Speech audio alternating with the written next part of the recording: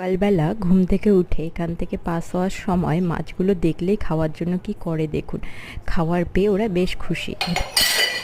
এর বাসন এত ভাঙে আমার হাতে, বাসন রাতের ধুয়ে রাখা বাসনগুলো আমি সব গুছিয়ে নিলাম, তারপর গরম জল বসালাম। সকালে উঠে রোজ তো গরম জল খাই, সকালে কিন্তু খালি পেটে গরম জল খাওয়া খুব ভালো। এরপর কৃষ্ণেন্দুকে ডেকে দিলাম, ও স্নান টান করে রেডি হলো, ছাতুগুলো দিয়েছি।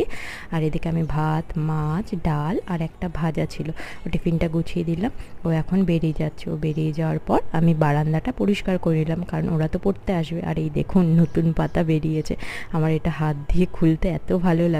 বারান্দা পরিষ্কার করা হয়ে গেছে, স্নান করে ছাদে এসে এই কমলা লেবু গাছটা দেখতে আমার এত ভালো লাগে, সারা বছর ফুল ফল দেয়। তারপর পুদিনা আর লেবু নিয়ে গেলাম, ছাতুর শরবত খেয়ে নিলাম। এই রেসিপিটা আছে। এরপর ওরা পড়ে গেল, তারপর আমি ব্রেকফাস্ট দই, খই আর আম করলাম। আজকে অনেক জামা কাপড় কাচার আছে, আমি জামা কাপড় কাচি। আর পরের দিন আসতে একটা নতুন ব্লগ।